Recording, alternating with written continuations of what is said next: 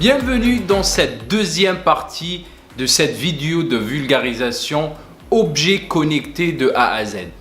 L'objectif de cette vidéo est de vous apprendre à vous, quel que soit votre niveau, à créer un objet connecté de A à Z et pour un budget abordable pour moins de 10 euros. Dans la première partie de cette vidéo, je vous ai appris à construire une maquette de programmation. C'était cette maquette de programmation qui va nous permettre de programmer n'importe quelle carte ESP8266 version 01. Dans cette deuxième partie de la vidéo, je vais vous apprendre comment programmer effectivement une carte ESP en utilisant notre maquette qu'on a fabriquée dans la première partie. Je vous rappelle que je vous ai sélectionné la carte ESP8266 version 01 principalement pour son prix. Et oui, ça coûte à peine un peu plus de 1 euro. C'est une très petite carte qui va nous permettre de la programmer et d'avoir les fonctions de notre objet connecté. Entre nous, c'est la plus petite carte et la carte la moins chère que j'ai pu programmer durant ma vie d'ingénieur en informatique, de docteur et d'enseignant-chercheur. Sans tarder, allez, suivez-moi.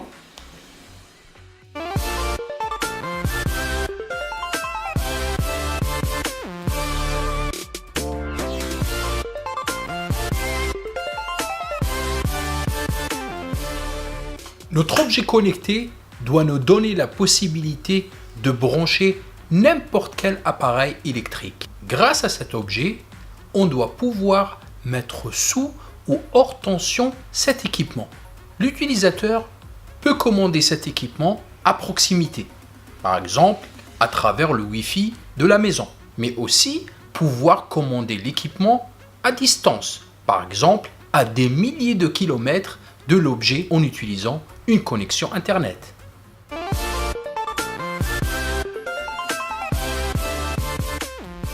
Pour assurer les fonctionnalités de notre objet, il faut le programmer.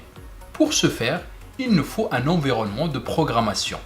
Ceci revient à installer un logiciel informatique qui va nous permettre d'écrire les instructions informatiques qui vont être exécutées par l'objet. Je vous propose le logiciel Arduino IDE. IDE veut dire environnement de développement intégré ou Integrated Development Environment. Allez, on va l'installer.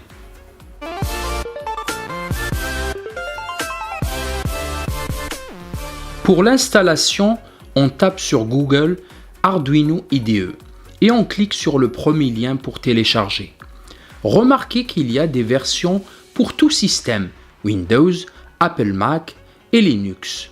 Pour mon cas, je clique sur Mac OS X car je suis sur un Mac. Pour aider les développeurs de l'Arduino IDE, vous pouvez contribuer avec une somme d'argent.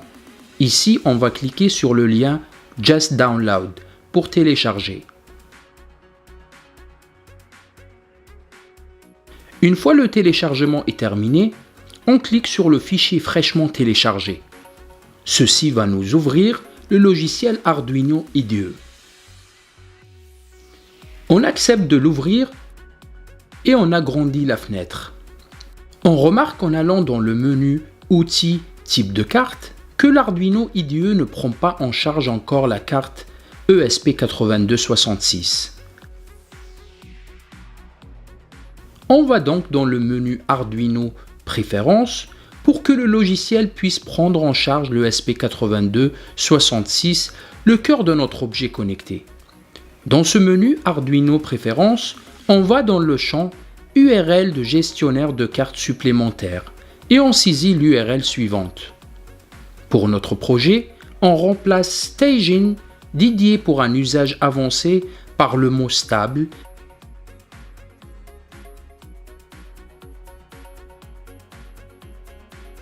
et on clique sur OK. On revient vers le menu Outils, type de carte et on clique sur Gestionnaire de cartes. Dans le champ Filtrer votre recherche, on saisit ESP et grâce à notre URL saisie précédemment, on remarque la présence de ESP8266 qu'on va installer avec la dernière version. Allez, on clique sur Installer. Et c'est installé.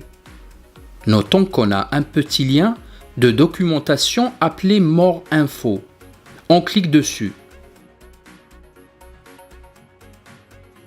La page GitHub ouverte nous donne accès à la documentation. On clique dessus.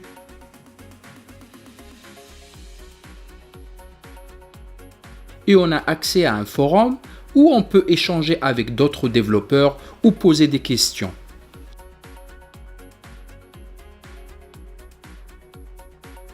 On a aussi accès à la documentation des dernières versions de l'ESP. On clique dessus.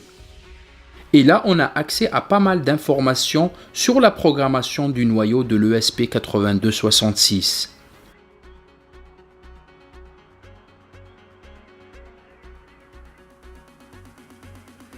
Par exemple, là, on a des infos sur l'EPROM que nous utiliserons pour utiliser la mémoire interne et persistante de notre carte ESP.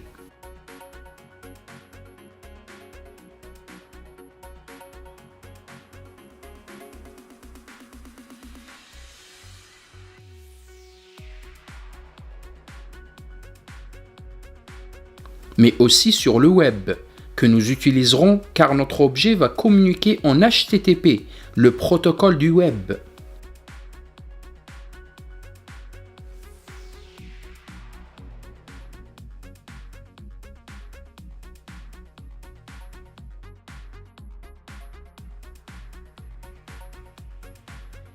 Revenons vers notre logiciel Arduino IDE. En allant sur le menu Arduino Préférences, on peut retrouver, en cliquant sur ce lien, les fichiers de bibliothèque ajoutés par le logiciel pour prendre en charge la programmation de notre carte ESP. Il y en a pas mal.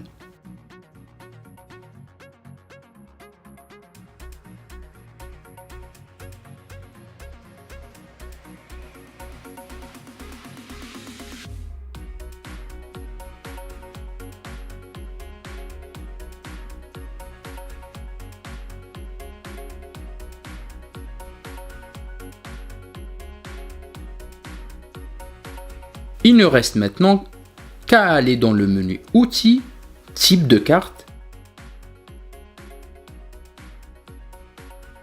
pour choisir notre carte ici.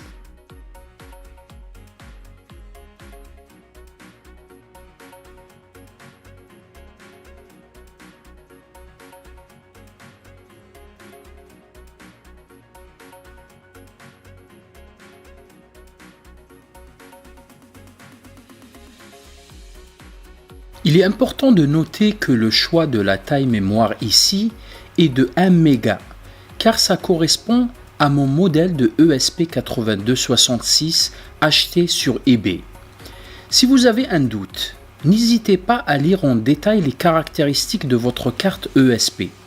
Ou bien, vous pouvez exécuter sous l'Arduino IDE un code appelé checkflashconfig.ino, téléchargeable sur le site GitHub de l'ESP8266.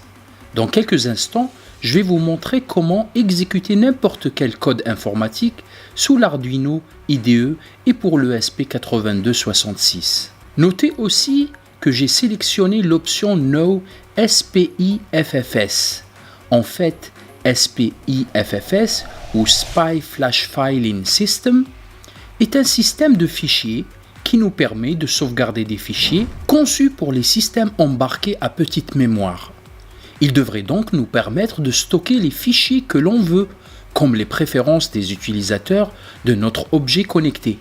Malheureusement, bien que le système SPIFFS fonctionnait très bien auparavant avec les cartes ESP01, ce n'est plus le cas actuellement, avec la plupart des fournisseurs chinois des cartes ESP01 génériques qui emploient désormais une puce de type PUA. Mais ne vous inquiétez pas, on a une solution. Pour les sauvegardes persistantes de notre objet, on utilisera l'EPROM. L'EPROM ou appelé aussi E2PROM, Programmable Read Only Memory, ou mémoire morte effaçable électriquement et programmable, c'est un type de mémoire morte qui va nous permettre de retrouver nos informations même si l'objet redémarre ou qu'il ne soit plus alimenté en électricité. En fait, on va principalement sauvegarder le mode de l'objet connecté, c'est-à-dire local ou Internet, et la borne Wi-Fi préférée de l'utilisateur, avec éventuellement le mot de passe de cette borne s'il existe.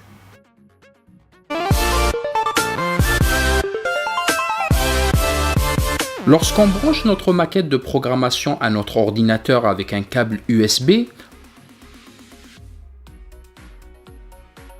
on remarque que dans le menu Outils puis Port, que le port de notre maquette n'est pas reconnu.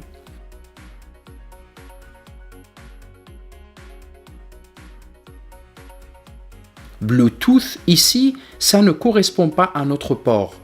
Il faut donc installer les drivers nécessaires en allant sur Google et en tapant le nom du modèle de notre carte Arduino Nano. C'est le CH340G pour moi. On va donc sur le premier lien de GitHub et on télécharge le driver.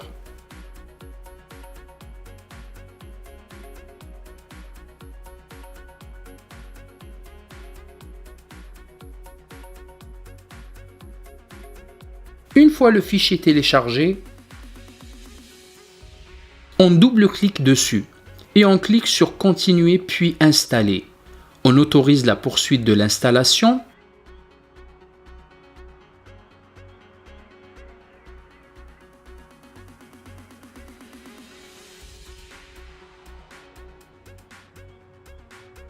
Enfin, il faut redémarrer notre ordinateur.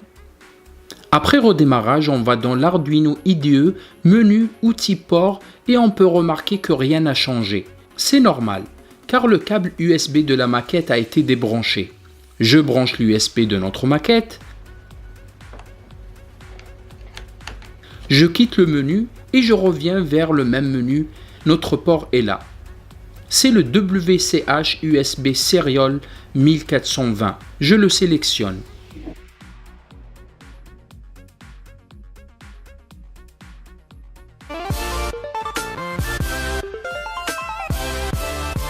Désormais, tout est prêt pour programmer. On va dans le menu Fichier, Exemple,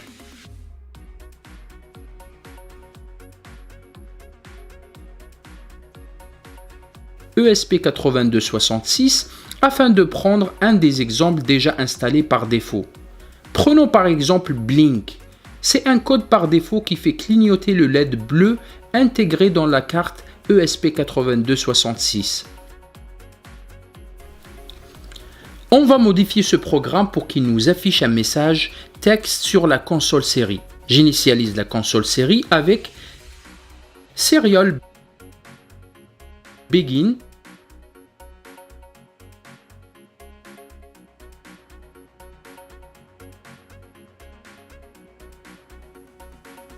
Avec la même vitesse série indiquée ici, 115 200.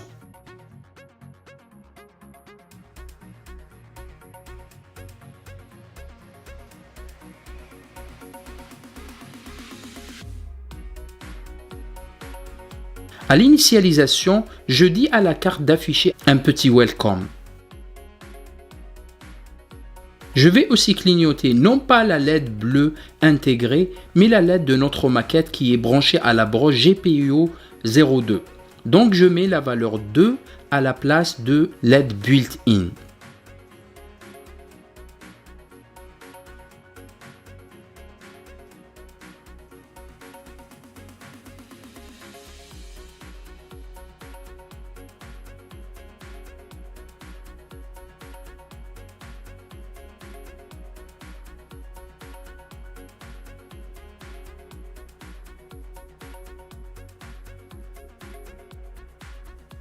Avant d'éteindre la LED par notre programme, je dis à l'ESP d'afficher « Je suis off ».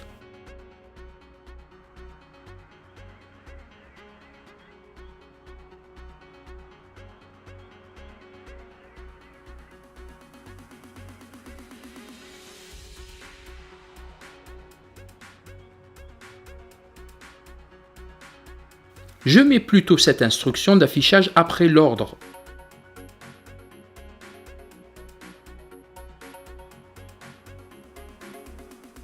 Ici.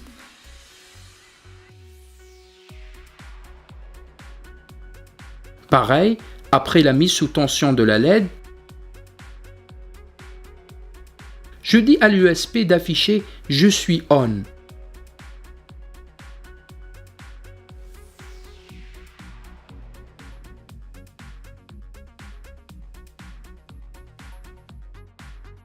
Maintenant, il faut envoyer notre programme à l'ESP en cliquant sur cette flèche. Je clique. Remarquez en bas ce message de compilation ou de préparation de notre code informatique.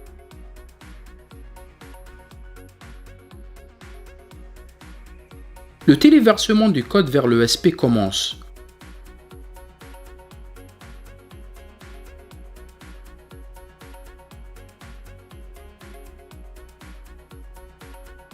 Ah, un message d'erreur s'affiche. L'Arduino IDE n'arrive pas à contacter l'ESP et c'est normal. Il faut appuyer sur le bouton Reset avant chaque envoi de code. Assurez-vous aussi que le câble jaune est bien branché et on clique sur la petite flèche en haut à gauche pour recommencer. Les LED de l'Arduino Nano clignotent et c'est un bon signe. Le téléversement progresse. Ça va prendre au moins 30 secondes, donc vous avez intérêt à bien préparer vos programmes pour éviter cette latence à chaque modification de votre code. Je vais un peu accélérer la vidéo.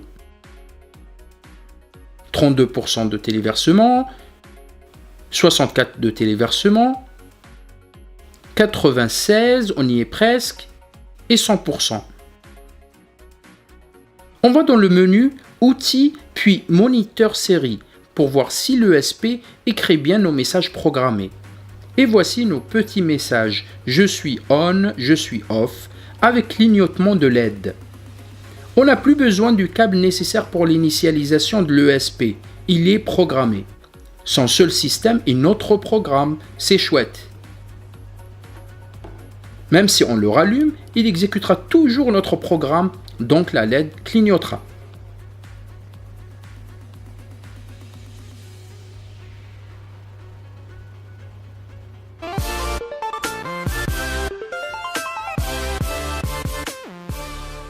Notre maquette de programmation fabriquée dans la première partie de cette vidéo assure déjà les connectiques suivantes. Le ground de l'Arduino Nano est connecté au reset de l'Arduino Nano. Le ground de l'Arduino Nano est connecté au ground de l'ESP8266. Le RX de l'Arduino Nano est connecté au RX de l'ESP8266. Le TX de l'Arduino Nano est connecté au TX de l'ESP8266. Au mode programmation, c'est-à-dire pour être prêt à téléverser un code à n'importe quel moment, assurez-vous que la broche GPIO 0, c'est-à-dire le câble jaune de notre maquette, soit branchée à la borne négative ground de l'alimentation extérieure de la maquette. Par précaution, mettez la broche GPIO 02, le câble bleu de notre maquette, à vide. Branchez le ground de l'Arduino Nano au ground de l'ESP8266, si ça a été enlevé. Branchez l'ESB de la maquette avant tout appui sur le bouton de reset de l'ESP8266. Appuyez maintenant sur le mini bouton reset de notre maquette avant chaque téléversement. Ne pas ouvrir le moniteur série de l'Arduino IDE durant le téléversement du programme. Je recommande de l'ouvrir avant le téléversement pour voir l'exécution du programme dès que le téléversement soit terminé. Si nécessaire, redémarrez l'Arduino IDE. S'assurer que le bon port de l'Arduino IDE est sélectionné. Pour nous, c'est /dev/cu WCH USB Serial 1420. S'assurer que le type de carte renseigné à l'Arduino IDE est bien générique ESP8266 module. Vous pouvez maintenant téléverser le code avec l'Arduino IDE comme je vous ai montré auparavant. En mode normal, c'est-à-dire le mode de test indépendant des applications, assurez-vous que la broche GPIO 0, c'est-à-dire le câble jaune de notre maquette, soit à vide. Enlevez le câble ground qui connecte l'ESP8266 à l'Arduino Nano, c'est-à-dire le câble noir de notre maquette. Utilisez la broche GPIO 02 à votre guise, selon votre application. Par exemple, branchez à une LED comme dans notre maquette de programmation. Il est possible que vous ayez besoin d'un petit appui sur le mini bouton Reset de notre maquette de programmation. Vous pouvez maintenant allumer l'ESP8266 pour tester l'exécution indépendante de votre code. Maintenant que tout est prêt, il nous faut notre propre programme.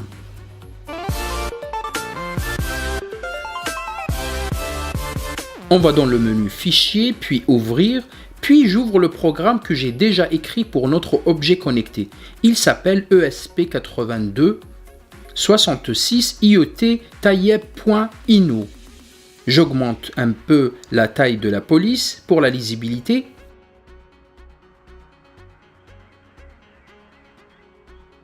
Et toujours dans le menu Arduino Préférences, je coche Activer le repli de code pour mieux voir la globalité de mon programme qui fait 700 lignes approximativement.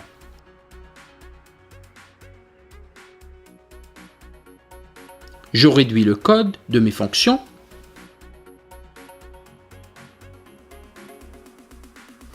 Dans mon code, j'inclus ou j'importe les bibliothèques nécessaires pour manipuler le Wi-Fi et le ESP8266. Je définis quelques variables utiles, comme celle où je veux stocker le mot de passe et le nom de la borne Wi-Fi auquel l'ESP peut se connecter.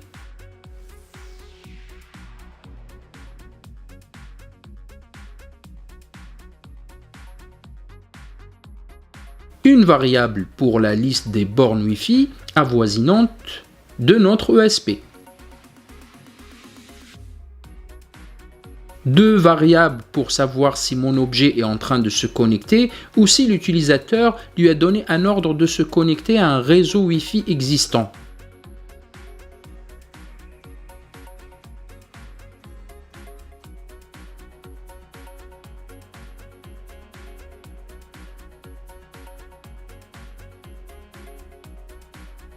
Enfin, de variables pour manipuler la tension électrique de l'équipement branché à notre ESP à travers la broche GPIO 02. Je définis un serveur web pour que mon objet soit contactable par les navigateurs web.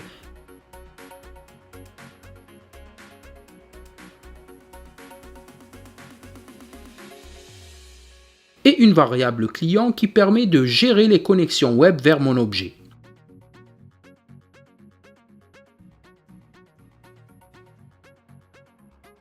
En termes d'instructions, notre programme est composé d'une étape d'initialisation, setup, exécutée au démarrage de notre objet, puis une étape loop qui sera exécutée après setup, mais continuellement. Mon programme aura besoin d'autres fonctions importantes, le permettant de devenir point d'accès, c'est-à-dire capable à ce que l'utilisateur se connecte dessus sans passer par Internet ou par une box.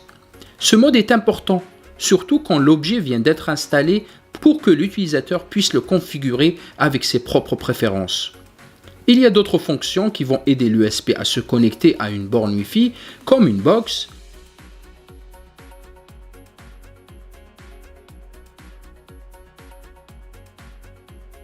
scanner les réseaux Wi-Fi qui existent pour donner le choix à l'utilisateur,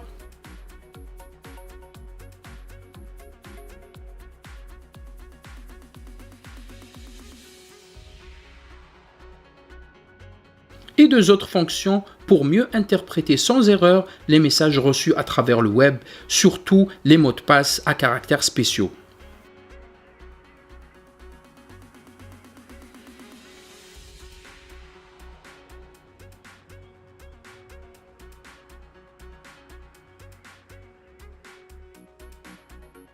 Dans la phase Setup ou Initialisation, on va activer la broche GPIO 02 pour contrôler l'équipement électrique branché à notre objet. Lire la mémoire de l'objet pour voir s'il y a des préférences sauvegardées de l'utilisateur. Si l'utilisateur avait choisi d'utiliser notre objet en mode connexion à un réseau existant, le programme connecte l'ESP au réseau Wi-Fi sauvegardé. Si cette tentative échoue pour une raison X ou Y, on met l'objet en mode point d'accès. c'est-à-dire l'objet sera capable à ce que l'utilisateur se connecte dessus sans passer par Internet ou par une box.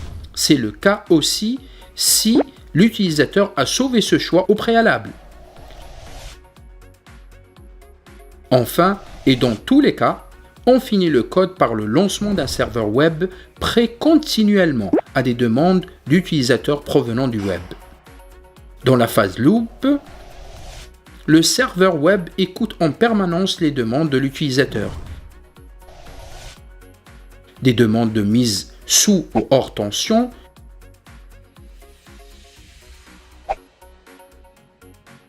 changer de mode, scanner des réseaux,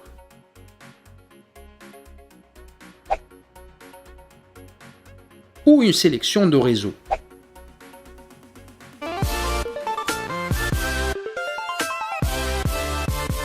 On a besoin pour la démonstration d'une prise électrique avec interrupteur et un des deux câbles dénudés comme cela.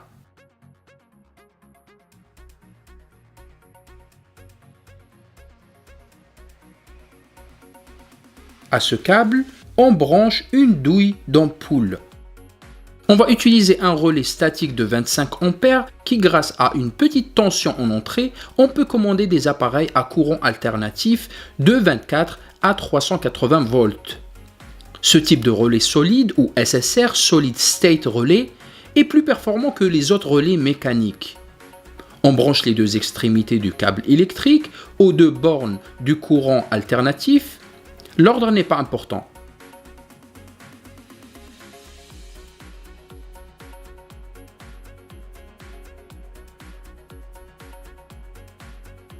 Attention, toutes ces manipulations doivent se faire avec la plus grande prudence pour éviter des chocs mortels. On prend deux câbles qu'on va brancher aux bornes positives et négatives du courant continu du relais.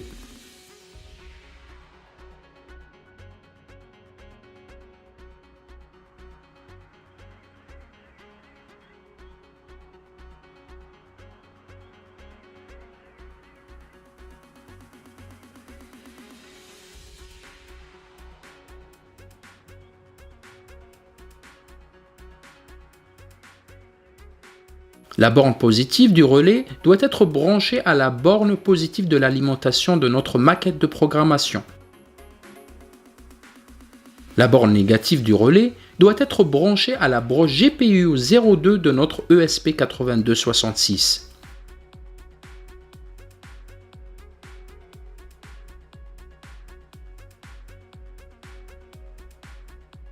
On visse une ampoule avec notre câble.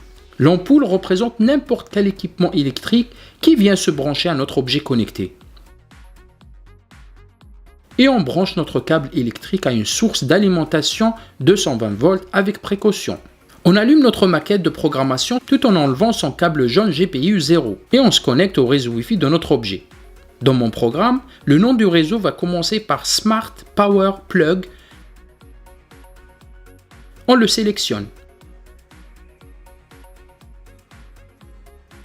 On est désormais directement connecté à notre objet connecté et on peut le contacter par une interface web avec l'adresse 192.168.1.50. Voici la page web de notre objet grâce à notre programme. La page contient un lien de rafraîchissement, un bouton pour allumer ou éteindre l'équipement électrique branché à notre objet connecté, la possibilité de scanner des réseaux Wi-Fi existants, et la possibilité que l'utilisateur choisisse un réseau avec éventuellement un mot de passe ou de mettre notre objet en mode pur local. À chaque nouveau choix de l'utilisateur clique sur le bouton Set Wi-Fi Connection.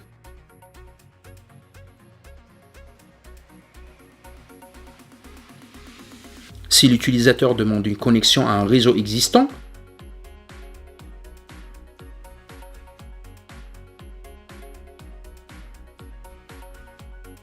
la page web va être rafraîchie automatiquement dans 30 secondes, mais on peut appuyer avant sur le lien Refresh car il est souvent plus rapide de se connecter.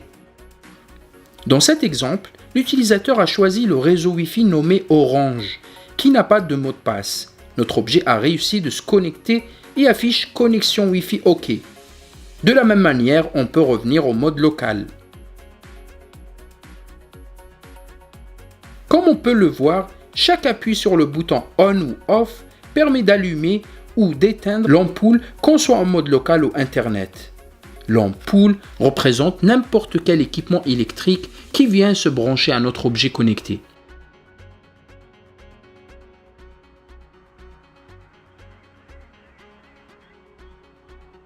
Grâce à notre choix du web, l'objet est désormais contactable depuis n'importe quel équipement, ordinateur, tablette ou téléphone, avec n'importe quel système, Windows, Linux, etc. et avec un simple navigateur. En effet, notre objet désormais fait partie de l'Internet des objets, IoT, et plus précisément du Web des objets, WOT.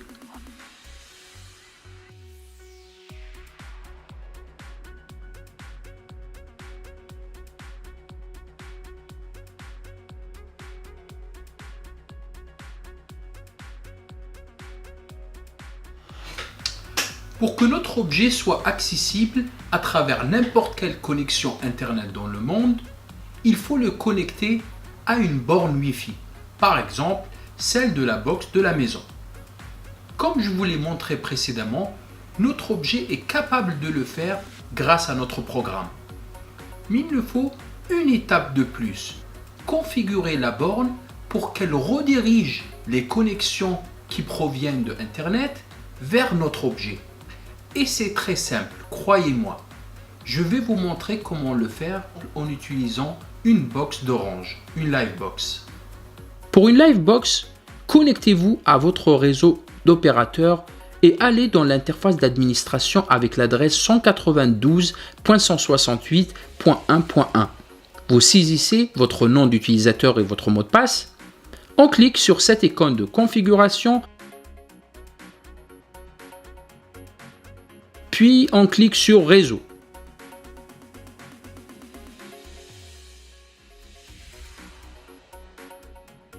On arrive sur cet onglet nommé DHCP. On descend dans la section Beau DHCP statique.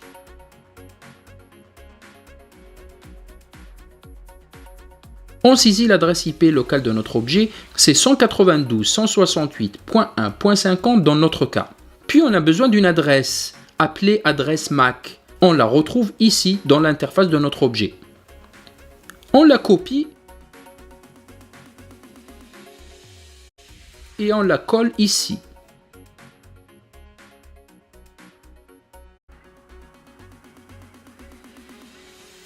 Il nous reste qu'à appuyer sur le lien Ajouter.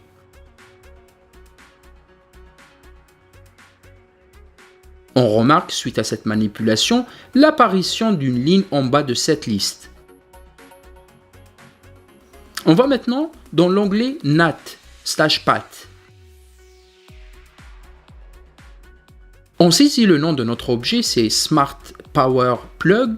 On saisit la valeur 80 pour dire que notre objet est en écoute de type web et qu'il est contactable depuis Internet avec un port de valeur 1000. On laisse le transport à TCP et on sélectionne notre objet. Enfin, on clique sur Créer.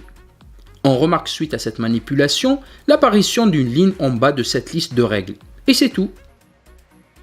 Pour accéder à notre objet depuis n'importe où dans le monde, il faut connaître notre adresse IP publique. On tape par exemple mon adresse IP sur Google et on clique sur ce lien.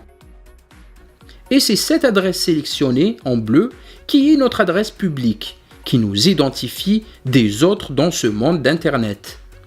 On tape cette adresse depuis n'importe où dans le monde et on la complète par la valeur 2.1000. Et on arrive sur l'interface de notre objet. Toutes les manipulations deviennent donc accessibles à distance.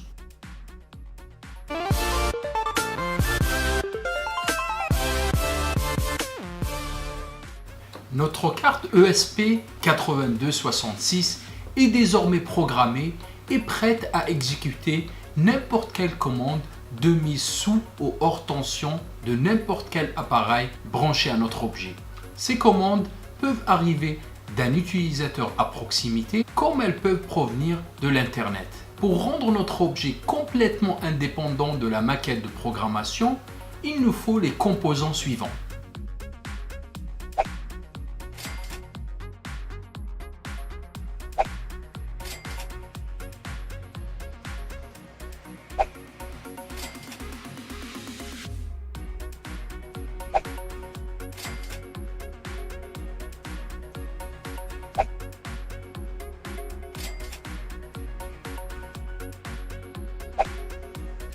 Dans la troisième et dernière partie de cette vidéo, je vous montrerai comment mettre tous ces composants ensemble pour finir notre objet connecté et le rendre totalement indépendant de la maquette de programmation que nous avons réalisée.